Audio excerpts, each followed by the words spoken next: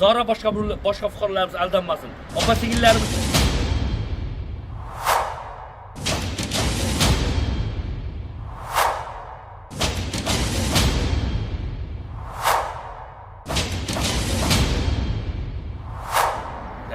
bu videoni zudlikla barcha yaqinlarga tarqatib qo'ying. Zora boshqa fuqarolarimiz aldanmasin. Opa-singillarimiz aldanmasin. Bu videoni zudlikla barcha Telegram, WhatsApp, Instagram gruppalariga barchasini tarqatib qo'yishingizni qat'iy iltimos qilaman. Assalomu alaykum hurmatli yurtdoshlar, fuqarolar barchasi nimadan norozi? Fuqarolar Xan Energiya va quyosh panel o'rnatuvchi Jahongir ismli shaxsdan juda ham qattiq norozi. Sababi Jahongir ismli shaxs fuqarolarning aytishicha, bizga kelib chiqqan ma'lumotlarga ko'ra, qancha fuqarolarning pullarini naqd pulda o'ndirib olib, 70%, 80% pullarni o'ndirib olib va hech qanday quyosh panel ham yo'q, hech qanday pul ham yo'q, hech qanday boshqa dov-darak ham yo'q Jahongir ismli Xan Energiyaning rahbaridan. Hozirgi kunda biz o'rganish jarayonida bizga kelib chiqqan ma'lumotlarga ko'ra, Xan Energiya kompaniyasi MCJ mas'uliyat cheklangan jamiyat u yopilgan. Endi hozirgi kunda Xan Diaz qilib o'z korxonasini ochib olgan. Hurmatli shunga tegishli mutasaddilar, endi bunga kim javob beradi? Bu meni fikrim albatta. Bunga o'zimizning Birinchi tumanda rayondagi shunga tegishli mansabdorlarimiz qanchasi shu quyosh fonerini uylariga va tadbirkorlarga o'rnatishini taklif bergan. Qancha mutasaddilarimiz taklif bergansizlar-ku xalqqa.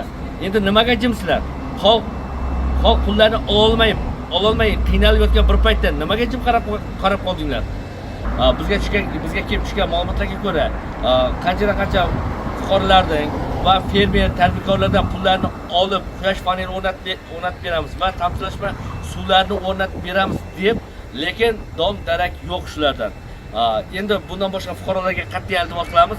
Bu Xan Energiya, ya'ni Xan Diaz MCJga ishonib qolmanglar va pullaringizni berib aldanib qolmanglar deb chaqiramiz. Bu albatta bizga kelib chiqqan ma'lumotlarga ko'ra fuqarolarning iltimosi, qolgan fuqarolarimiz ham aldanib qolmasin deb. Bu Jahongir ismli shaxs asli qaysidir viloyatdan ekani bizga noma'lum. Kimlardir aytadi Andijondan, kimlardir aytadi Navoiy oblasidan, kimlardir aytadi Samarqanddan. Lekin iminish o'sha Jahongir ismli shaxs qaysi viloyatda ekani bizga hozir haligacha noma'lum. Endi bunga kim javob beradi? Xalqqa sizlar emasmi da'vat qilgan? Nimaga jimsizlar?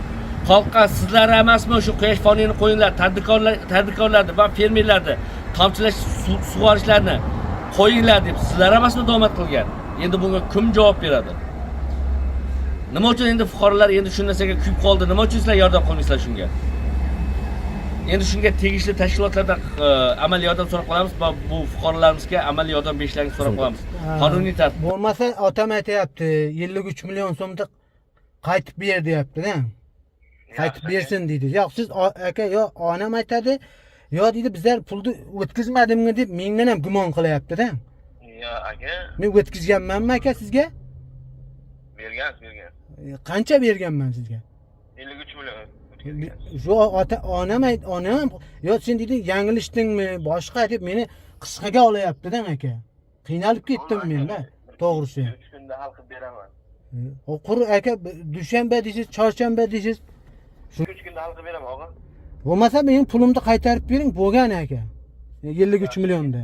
Menga quyosh panel kerak emas. Pulimni qaytarib bering, bo'lgan aka. Yaxshi aka, men hal qiling. Shuni